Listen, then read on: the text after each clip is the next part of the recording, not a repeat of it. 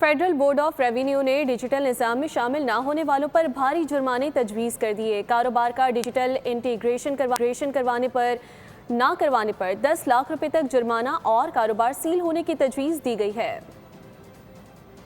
Budget 2026-27 میں F B are کے نئے سخت ٹیکس قوانین، ٹیکس چوری اور جعلی انوائس کے خاتمے کے لیے سخت اقدامات اور بھاری جرمانوں کی تجاویز پیش۔ فائنانس بل کے مطابق مقررہ مدت میں ڈیجیٹل نظام سے منسلک نہ ہونے والوں پر 10 لاکھ روپے جرمانہ اور کاروبار سیل کرنے کی تجویز دی گئی ہے۔ مسلسل خلاف ورزی پر 50 لاکھ روپے تک دوسرا جرمانہ عائد کرنے کی تجویز ہے۔ جعلی اور فرضی ٹیکس انوائس جاری کرنے والوں پر انوائس کی مکمل مالیت کے برابر جرمانہ عائد کیا جا سکے گا۔ فرضی انوائسز کی بنیاد پر حاصل کیا گیا ٹیکس کریڈٹ خودکار طور پر منسوخ ہوگا، جبکہ فائنانس بل کے مطابق ان پٹ اور آؤٹ پٹ ٹیکس میں فرق ثابت ہونے پر 20% جرمانہ عائد کیا جائے گا۔ غلط ان پٹ ٹیکس کریڈٹ پر سرچارج کے ساتھ اضافی جرمانہ بھی عائد ہوگا۔ جعلی انوائس جاری کرنے والے سپلائرز کے ساتھ خریدار بھی کارروائی کی زد میں آئیں گے۔ 60 دن میں ٹیکس کریڈٹ واپس نہ کرنے پر 20% اضافی جرمانہ عائد ہوگا۔